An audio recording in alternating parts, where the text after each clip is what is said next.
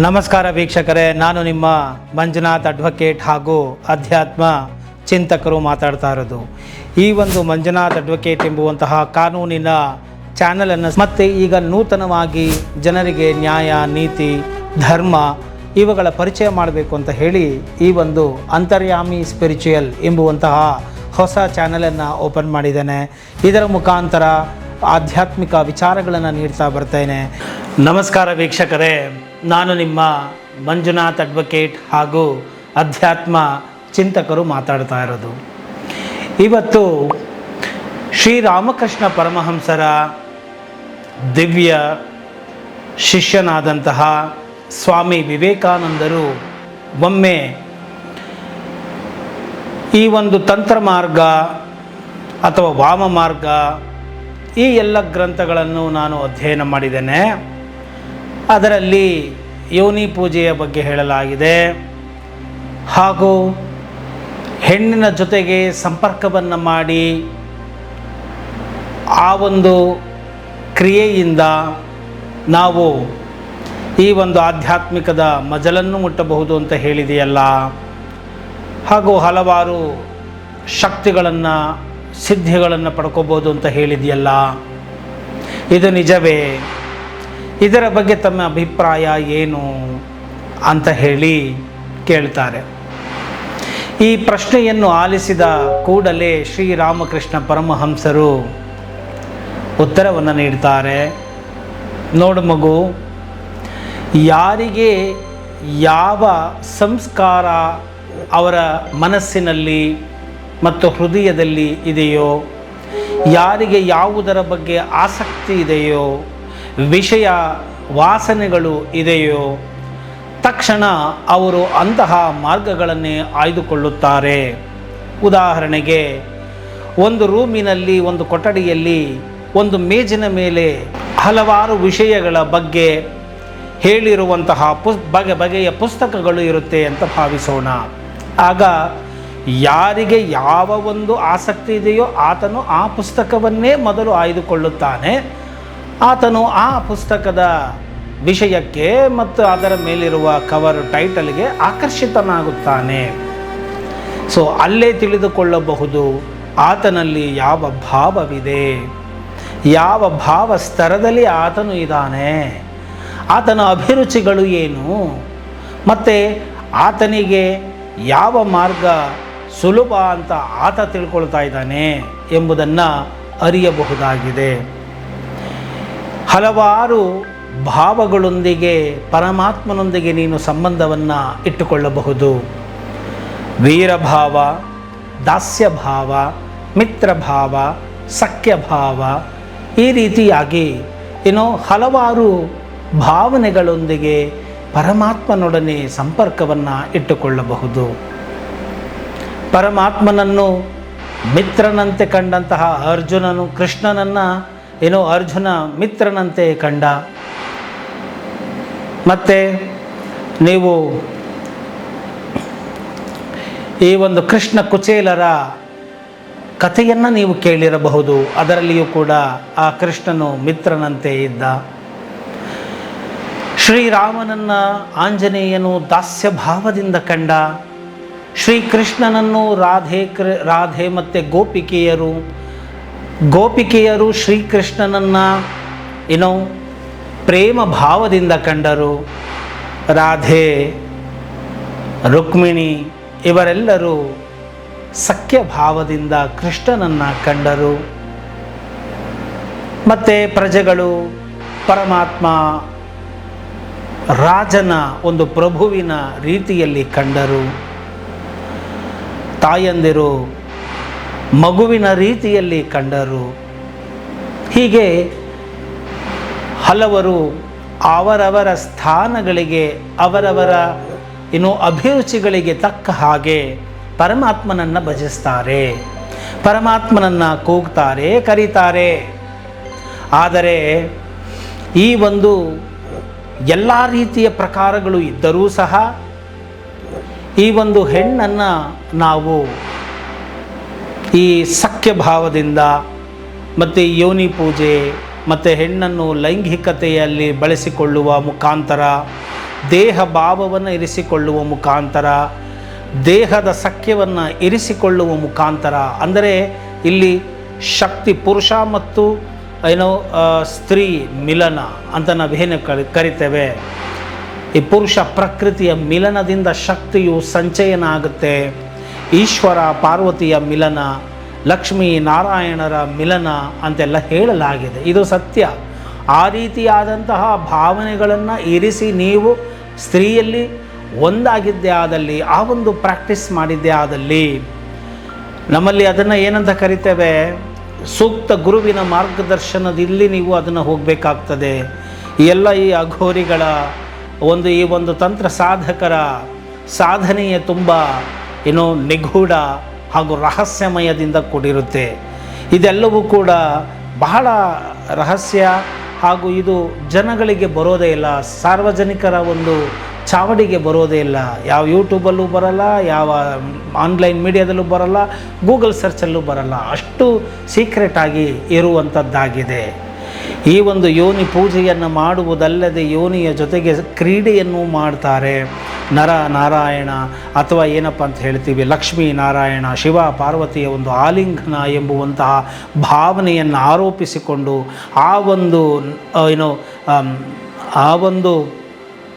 ಆ ಮಿಲನದ ಕ್ರಿಯೆಯಲ್ಲಿ ಪಾಲ್ಗೊಂಡಾಗ ಆ ಒಂದು ಎರಡು ಎಂಬುವುದನ್ನು ಮರೆತು ಏಕೀಕೃತವಾದಂತಹ ಭಾವನೆಗೆ ಆತ ಹೋಗ್ತಾನೆ. ಆನಂದದ ಒಂದು ಮಜಲನ್ನು ಅವನು ಅನುಭವಿಸ್ತಾನೆ. ಇದನ್ನು ನಮ್ಮ ಶಾಸ್ತ್ರಗಳಲ್ಲಿ ಹೇಳಲಾಗಿದೆ. ಇಡೀ ಭೂಮಿಯ ಮೇಲೆ ಬ್ರಹ್ಮಾನಂದವನ್ನು ಹೊರತುಪಡಿಸಿದಾಗ ಏನಾದರೂ ಅದರ ಸಾಮೀಪ್ಯದ ಸುಖ ಅನ್ನೋದೇನಾದರೂ ಇದ್ದರೆ ಅದು ಗಂಡು ಹೆಣ್ಣಿನ ಮಿಲನದಲ್ಲಿ ಇದೆ ಅಂತ ಹೇಳಿ ಕೂಡ ಶಾಸ್ತ್ರಗಳು ಹೇಳುತ್ತೆ. ಅಂತಹ ಒಂದು ಏಕೀಕೃತವಾದಂತಹ ಅಥವಾ ಅದ್ವಿತೀಯವಾದಂತಹ ಆ ಒಂದು ಎರಡಲ್ಲ, ಒಂದೇ ಎರಡು ಗಂಡು ಹೆಣ್ಣು ಸೇರುವಾಗ ಪ್ರಾರಂಭದಲ್ಲಿ ಎರಡು, ಆದರೆ ಸೇರುವಾಗ ಒಂದಾಗುತ್ತೆ. ಆ ಒಂದಾಗಿ ಅದು ಅತಿರೇಕಕ್ಕೆ ಹೋದಾಗ ಆ ಆನಂದದ ಕ್ಷಣದಲ್ಲಿ ಅಲ್ಲಿ ಒಂದೇ ಇರುತ್ತೆ ಹೊರತು ಎರಡಿರೋದಿಲ್ಲ. ಅಂತಹ ಒಂದು ಭಾವದಲ್ಲಿ ಸಾಧನೆಯನ್ನು ಮಾಡಬಹುದು. ಇದಕ್ಕೆ ಗುರುವಿನ ಸಂಪರ್ಕ ಇರಬೇಕು. ಆ ಒಂದು ಗುರುವಿನ ಒಂದು ಸಾನ್ನಿಧ್ಯದಲ್ಲಿಯೇ ಇದೆಲ್ಲವೂ ನಡೆಯುತ್ತೆ. ಅಂದರೆ ಸ್ಖಲನವಿಲ್ಲದ ಮಿಲನ ಅಂತ ಹೇಳಿ ನಾವು ಕರಿತೇವೆ. ಅಂದರೆ ವೀರ್ಯ ಸ್ಖಲನವಾಗಬಾರದು, ಮಿಲನವಾಗಬೇಕು ಎಂಬುದಾಗಿರುತ್ತೆ. ಅಲ್ಲಿ ಕಾಮದ ಉದ್ದೇಶ ಇರುವುದಿಲ್ಲ, ಅಲ್ಲಿ ಪ್ರೇಮದ ಉದ್ದೇಶ ಇರುತ್ತದೆ. ಮತ್ತು ಕಾಮವನ್ನು ಗೆದ್ದು ಸ್ಖಲನವಿಲ್ಲದ ಮಿಲನದ ಸ್ಥಿತಿಗೆ ಹೋಗಬೇಕು. ಇದು ಹೋಗದೇ ಇದ್ದಲ್ಲಿ ಹೇಗೆ ಬೆಂಕಿಗೆ ತುಪ್ಪ ಹಾಕಿದರೆ ಮತ್ತಷ್ಟು ಕಾಮ ಉದ್ದೀಪನ ಆಗುತ್ತೋ ಹಾಗೆಯೇ ಸರಿಯಾದ ಸಂಸ್ಕಾರಗಳಿಲ್ಲದೆ ಇದ್ದಾಗ ನೀವು ಅಧಃಪತನಕ್ಕೆ ಹೋಗುವುದು ಅಂದರೆ ಕೆಳಮುಖವಾಗಿ ಹೋಗುವುದು ಅಲ್ಲಿ ಹೆಚ್ಚು ಇರುತ್ತದೆ. ಆದ್ದರಿಂದ ಇಂತಹ ಒಂದು ತೃಷ್ಣೆಯ ಸಲುವಾಗಿಯೂ ಕೂಡ ಎಷ್ಟೋ ಜನ ಓಹೋ ಹೌದಲ್ಲ ಈ ರೀತಿಯಾಗಿ ಇರುತ್ತೆ, ಹಾಗಾದರೆ ಅಂಥ ಮಾರ್ಗಕ್ಕೆ ಹೋಗ್ಬಿಡೋಣ, ಅಂಥ ಒಂದು ಗುರುಗಳನ್ನು ಹುಡಿಕೊಂಡು ಹೋಗ್ಬಿಡೋಣ, ಅಂಥ ಆಶ್ರಮಕ್ಕೆ ಹೋಗಿ ಸೇರ್ಕೊಂಡ್ಬಿಡೋಣ. ಈಗ ನಿತ್ಯಾನಂದ ಆಶ್ರಮದ ನೀವು ಕೆಲವು ನೋಡ್ತಾ ಹೋದಾಗ ಅಲ್ಲೂ ಕೂಡ ಇದೇ ರೀತಿ ಅಗ್ರಿಮೆಂಟ್ಗಳನ್ನು ಮಾಡಿಕೊಂಡು ಯಾರಿಗೂ ಕೂಡ ಹೇಳಬಾರದು, ಇದು ಸ್ವಪ್ರೇರಣೆಯಿಂದ ನಾನು ಬಂದಿದ್ದೇನೆ, ನಾನು ಈ ಒಂದು ಸಾಧನೆಯಲ್ಲಿ ನಾನು ತೊಡಗ್ತಾ ಇದ್ದೇನೆ ಅಂತ ಎಲ್ಲ ಹೇಳಿ, ಇಲ್ಲಿ ಯಾವುದೇ ಬಲವಂತ ಇಲ್ಲ, ಬಲಾತ್ಕಾರವಿಲ್ಲ, ಸ್ವಪ್ರೇರಣೆಯಿಂದ ನಾನು ಈ ಒಂದು ತಾಂತ್ರ ಮಾರ್ಗದಲ್ಲಿ ಹೋಗಲಿಕ್ಕೆ ಬಯಸ್ತೇನೆ, ಈ ಒಂದು ಆಧ್ಯಾತ್ಮಿಕವಾದಂತಹ ಮಜಲನ್ನು ಅನುಭವಿಸಲಿಕ್ಕೆ ನಾನು ಈ ಒಂದು ಕಾಂಟ್ರಾಕ್ಟ್ ಮಾಡ್ಕೋತಾ ಇದ್ದೀನಿ ಅಂತ ಹೇಳಿ ಕ್ರಿಯೆಗಳು ನಡೆದಿದ್ದು ಉಂಟು. ಲೈಂಗಿಕ ಶೋಷಣೆಗಳು ಆಗಿದ್ದು ಉಂಟು, ಪತನವಾಗಿದ್ದುಂಟು, ಕೇಸ್ಗಳಾಗಿದ್ದುಂಟು, FIRಗಳಾಗಿ ದೇಶವೇ ಬಿಟ್ಟು ಓಡೋಗಿರೋದು ಕೂಡ ನಮ್ಮ ಕಣ್ಣು ಮುಂದೆಯೇ ಇದೆ ಅಲ್ಲವೇ? ಅದೇ ನೀವು ಓಶೋ ಅಂತ ನೋಡಿ, ರಜನೀಸ್ ಅಂತ ಹೇಳಿ ಕರಿತೇವೆ. ಓಕೆ, ಆತನೂ ಕೂಡ ಇದೇ ರೀತಿಯಾಗಿ ಅಮೆರಿಕಾದಲ್ಲಿ ಹೋಗಿ ಆಶ್ರಮಗಳನ್ನು ಕಟ್ಟಿ ಇದೇ ರೀತಿಯಾಗಿ ಒಂದು ಕ್ರಿಯೆಯನ್ನು ಮಾಡಲಿಕ್ಕೆ ಹೋಗಿ ಅಲ್ಲಿಯೂ ಕೂಡ ಅದೆಲ್ಲ ವಿವಾದಗಳಾಗಿ ಯಾರ ಜೊತೆ ಬೇಕಾದರೂ ಸೇರಬಹುದು, ಸ್ವೇಚ್ಛಾಚಾರದಿಂದ ಇರಬಹುದು, ಆನಂದ ತುಂದಿಲ್ಯರಾಗಿ ಇರಬಹುದು. ಆ ಒಂದು ಆನಂದವನ್ನು ಅನುಭವಿಸ್ತಾ ಇದಿಷ್ಟೇ ಎಂಬುವಂತಹ ಭಾವಕ್ಕೆ ಬಂದು ಕೊನೆಗೆ ಆ ಆನಂದದ ಒಂದು ತುದಿಯಲ್ಲಿ ಇರುವಂತಹ ಏಕಮೇವಾದ್ವಿತೀಯವಾದಂಥ ಆನಂದವನ್ನು ಅನುಭವಿಸಿ ಅಲ್ಲಿಂದ ಅವನು ಮೇಲೆ ಆಧ್ಯಾತ್ಮಿಕ ಪ್ರಗತಿಯನ್ನು ಹೊಂದುತ್ತಾನೆ ಎಂಬುವಂತಹ ವಿಚಾರಗಳು ಇತ್ತು, ಅದು ಕೂಡ ಆಶ್ರಮ ಈ ಒಂದು ನಿಟ್ಟಿನಲ್ಲಿ ಅದು ಹೊರಟೋಯ್ತು. ಸಂಭೋಗದಿಂದ ಸಮಾಧಿ ಅಂತಾನೆ ಅದು ಕೂಡ ನಡೀತು, ಎಷ್ಟೋ ಬಾರಿ. ಆದ್ದರಿಂದ ಇದು ಎಲ್ಲವೂ ಸತ್ಯನೇ. ನೋಡಿ, ಉದಾಹರಣೆಗೆ ನೀವು ನೋಡೋದಾದರೆ, ಈ ಸಂಭೋಗದಿಂದ ನಿಮಗೆ ಆನಂದ ಸಿಗೋದಿಲ್ಲ. ನಿಮ್ಮಲ್ಲಿ ಸ್ಖಲನವಾಗದೇ ಇದ್ದರೆ, ನಿಮ್ಮಲ್ಲಿ ಆ ಒಂದು ಆನಂದದ ರಸ ಬಿಡುಗಡೆ ಆಗದೆ ಹೋದರೆ, ನಿಮಗೆ ಎಂತಹ ರತಿಯೇ ನಿಮ್ಮ ಜೊತೆ ಇದ್ದರೂ ಕೂಡ ನಿಮಗೆ ಆಕೆ ಹಿಂಸೆ ಆಗ್ತದೆ. ಆಕೆಯು ಹಿಂಸಾ ಸ್ವರೂಪಿ ಆಗ್ತಾಳೆ. ಮತ್ತು ಆಕೆಯ ಜೊತೆ ನೀವು ಒಡನಾಟವನ್ನು ಇಟ್ಕೊಳ್ಳೋಕ್ಕೆ ಇಷ್ಟಪಡೋದಿಲ್ಲ. ಮತ್ತು ನಿಮ್ಮ ಒಂದು ನೋವು ದುಃಖ ಇನ್ನೂ ಹೆಚ್ಚಾಗ್ತಾ ಹೋಗುತ್ತೆ. ಈ ರೀತಿಯಾಗಿ ಆಯ್ತಲ್ಲ ಅಂತ ಹೇಳಿ, ನಾಯಿಯು ಮೂಳೆಯನ್ನು ತಿಂದು ಚಪ್ಪರಿಸ್ತಾ ಆ ಮೂಳೆ ಸಿಗಾಕೊಂಡು ರಕ್ತ ಸೋರ್ತಾ ಇರುತ್ತೆ. ಆ ರಕ್ತ ಸೋರ್ತಾ ಇರೋದನ್ನು ನೋಡಿ, ಓಹೋ ಏನೋ ಇದರಲ್ಲಿ ಇದೆ ರಸ ಅಂತ ಹೇಳಿ ತನ್ನ ಬಾಯಿಂದಲೇ ರಕ್ತ ಬರ್ತಾ ಇರುತ್ತೆ, ಅದನ್ನೇ ಚಪ್ಪರಿಸ್ತಾ ನಾಯಿ ತಿಂತಾ ಇರುತ್ತಂತೆ. ಹಾಗೆ ಹೆಣ್ಣಿನಿಂದ ಸುಖ ಎಂದು ಭಾವಿಸಿದಂತಹ ಮರುಳನಾದಂತಹ ಮನುಷ್ಯನು ತನ್ನಲ್ಲಿ ಆ ಒಂದು ಆನಂದದ ರಸವು ಬಿಡುಗಡೆಯಾಗದೆ ಹೋದರೆ ಆತನಿಗೆ ಅದು ಸುಖ ಅನ್ನೋದಕ್ಕಿಂತ ನರಕ ಅಂತಲೇ ಹೇಳ್ಬೋದಾಗಿದೆ. ಅಂತಹ ಒಂದು ನಿಟ್ಟಿನಲ್ಲಿ ನಾವು ಸತ್ಯಗಳನ್ನು ವಿಶ್ಲೇಷಣೆಯನ್ನು ಮಾಡಬೇಕಾಗುತ್ತೆ. ಆದ್ದರಿಂದ ಹೆಣ್ಣಿನಿಂದಲ್ಲ ಸುಖ, ನಿನ್ನಲ್ಲಿಯೇ ಸುಖ ಇರುವುದು. ಆ ಡೋಪಮೈನ್ ಕರಿತೇವೆ. ಆ ಒಂದು ರಸ ರಿಲೀಸ್ ಆದಾಗ ಮಾತ್ರ ನಿನಗೆ ಸುಖ, ಇಲ್ಲದೇ ಇದ್ದಲ್ಲಿ ಇಲ್ಲ. ಆದ್ದರಿಂದ ಈ ಒಂದು ನಿಟ್ಟಿನಲ್ಲಿ ಎಷ್ಟೋ ಜನ ಇರ್ತಾರೆ, ಅವರಲ್ಲಿ ಗೌಪ್ಯವಾದಂಥ ಆಸೆಗಳು ಇರ್ತವೆ. ಈ ಒಂದು ತಂಡಕ್ಕೆ ಹೋಗಿ ಸೇರಿಕೊಂಡು ಬಿಟ್ಟರೆ ಮಜಾ ಮಾಡಿಬಿಡೋಣ, ಹೆಂಗೆ ಬೇಕೋ ಹಂಗೆ ಮಾಡ್ಕೊಂಬಿಡೋಣ, ಆದರೆ ಆಗಲಿ ಇಲ್ಲ ಅಂತಂದರೆ ಮಜಾ ಮಾಡ್ಕೊಂಬರೋಣ. ಈ ರೀತಿಯಾಗಿ ತಂತ್ರ ಸಾಧನೆಗಳು ಈ ರೀತಿಯಾಗಿ ಹೋಗುತ್ತೆ. ಆದ್ದರಿಂದ ಇದೆಲ್ಲವೂ ಕೂಡ ಅಂಧಃಪತನಕ್ಕೆ ಹೋಗೋದಕ್ಕೆ ದಾರಿ ಮಾಡಿಕೊಡುತ್ತೆ. ಈ ಒಂದು ತಂತ್ರ ಮಾರ್ಗ, ವಾಮ ಮಾರ್ಗ, ಇದರಲ್ಲಿ ಎಷ್ಟೋ ಶಾಕಿಣಿ, ಢಾಕಿಣಿ, ಹೀಗೆ ಹಲವಾರು ರಾಕ್ಷಸರನ್ನು ಅಥವಾ ಪಿಶಾಚಿಗಳನ್ನು ವಶಪಡಿಸಿಕೊಳ್ಳುವುದು ಉಂಟು. ವಶಪಡಿಸಿಕೊಂಡ್ರೆ ಅವುಗಳಿಗೆ ನೀವು ದಾಸರಾಗಬೇಕಾಗ್ಬಿಡುತ್ತೆ. ಮತ್ತು ಅವುಗಳಿಗೆ ನೀವು ಸದಾ ಕೆಲಸಗಳನ್ನು ಕೊಡಬೇಕಾಗತ್ತೆ. ಇಲ್ಲಾಂದರೆ ಅವು ನಿಮ್ಮನ್ನೇ ತಿಂದುಬಿಡುತ್ತೆ. ಮತ್ತು ಏನೋ ಒಂದು ಕರ್ಣ ಪಿಶಾಚಿಗಳು ಅಂತ ಇರುತ್ತೆ, ಅವುಗಳನ್ನೆಲ್ಲ ನೀವು ವಶಪಡಿಸಿಕೊಂಡ್ರೆ ಅದು ಸದಾ ನಿಮಗೆ ಕಿವಿನಲ್ಲಿ ಹೇಳ್ತಾನೆ ಇರುತ್ತೆ. ಅದು ಬಂದು ಹೇಳ್ತಾನೆ ಇರುತ್ತೆ. ನೀವು ನೆಮ್ಮದಿಯನ್ನು ನೀವು ಕಳ್ಕೊಳ್ತೀರಾ, ನೀವು ನಿದ್ದೆಯನ್ನು ಕಳ್ಕೊಳ್ತೀರಾ. ಈ ರೀತಿಯಾಗಿ ಹಲವಾರು ಸಮಸ್ಯೆಗಳಿಗೆ ನೀವು ಈಡಾಗಬೇಕಾಗುತ್ತೆ. ಆದ್ದರಿಂದ ಇಂತಹ ಮಾರ್ಗಗಳಿಗೆ ಹೋಗುವ ಬದಲು ಹೆಣ್ಣನ್ನು ನಾವು ಮಾತೃ ಭಾವದಿಂದ ನೋಡಿದಾಗ ನಿನ್ನ ಆಧ್ಯಾತ್ಮಿಕ ಉನ್ನತಿಯು ಬೇಗ ಹೋಗುತ್ತೆ. ಮಾತೃವಾತ್ಸಲ್ಯದಿಂದ ನೋಡು, ತಾಯೇ ಎಂದು ಕರೆ, ಇದು ಬಹಳ ಸೇಫ್ಟಿ ಇರುತ್ತೆ ನಿನಗೆ, ಮತ್ತು ರಕ್ಷಣೆ ಇರುತ್ತೆ ನಿನಗೆ ಅಂತ ಹೇಳಿಬಿಟ್ಟು ಅಮ್ಮ ಅನ್ನುವ ಪದ ಏನು ಗೊತ್ತಾ ಬೆಲೆ? ಅಲ್ಲಿ ಕಾಮದ ವಾಸನೆಯೇ ಇಲ್ಲ.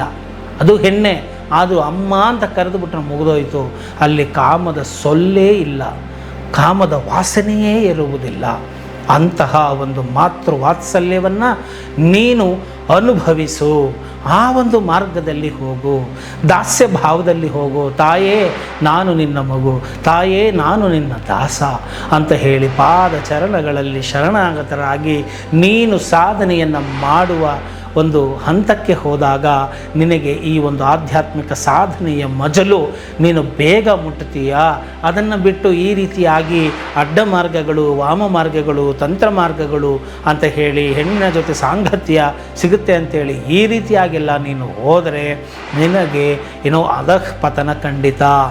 ಸಾಧನೆ ಆಗೋದಿಲ್ಲ ಅಂತಲ್ಲ, ಆಗುತ್ತೆ. ಆದರೆ ಅದನ್ನು ಸರಿಯಾಗಿ ತಿಳಿದು ಆ ಒಂದು ಭಾವನೆಯಲ್ಲಿ ಹೋಗುವಂತಹ ಮನಸ್ಸು ಪ್ರಾಕ್ಟೀಸು, ಸಿದ್ಧತೆಗಳು ಕೆಲವು ಬೇಕಾಗುತ್ತೆ. ಅದು ನಿನ್ನಲ್ಲಿ ಇಲ್ಲ ಅಂತಂದಾಗ ನೀನು ಎಡಹುವುದು ಸಹಜ ಆಗುತ್ತೆ. ಆದರೆ ಇಲ್ಲಿ ಆ ರೀತಿಯಾಗಿ ಎಡಹುವ ಪ್ರಸಂಗಗಳೇ ಇರುವುದಿಲ್ಲ ಎಂಬುವಂತಹ ಒಂದು ಮಾತನ್ನು ಶ್ರೀರಾಮಕೃಷ್ಣ ಪರಮಹಂಸರು ಸ್ವಾಮಿ ವಿವೇಕಾನಂದರಿಗೆ ತಿಳಿಸ್ತಾರೆ. ಅವರು ಈ ರೀತಿಯಾಗಿ ಹೇಳಿದಾಗ, ಈ ರೀತಿಯಾಗಿ ತಿಳಿಸುವ ಮುಖಾಂತರ ಅವರು ಈ ಒಂದು ವಾಮ ಮಾರ್ಗ, ತಂತ್ರ ಮಾರ್ಗ, ಅಡ್ಡ ಮಾರ್ಗಗಳು ಬೇಡ, ಈ ಒಂದು ಇದೆಲ್ಲವೂ ಕೂಡ ಇದರಿಂದ ಸಿಗುವಂತಹ ಸಿದ್ಧಿಗಳು ಕ್ಷಣಿಕ, ಅದು ನಿನ್ನನ್ನು ಮನಸ್ಸನ್ನು ಬೇರೆ ಕಡೆಗೆ ತೆಗೆದುಕೊಂಡು ಹೊರಟೋಗುತ್ತೆ, ಮತ್ತು ಅದರ ಒಂದು ಶಕ್ತಿ ಪ್ರದರ್ಶನಕ್ಕೆ ಹೊರಟೋಗುತ್ತೆ. ಆಗ ನೀನು ಶಾಂತಿಯನ್ನು ಪಡೆಯೋದಕ್ಕೆ ಸಾಧ್ಯ ಇಲ್ಲ, ಪ್ರೇಮವನ್ನು ಪಡೆಯೋದಕ್ಕೆ ಸಾಧ್ಯ ಇಲ್ಲ, ಬ್ರಹ್ಮಾನಂದವನ್ನು ಅನುಭವಿಸೋದಕ್ಕೆ ಸಾಧ್ಯ ಇಲ್ಲ.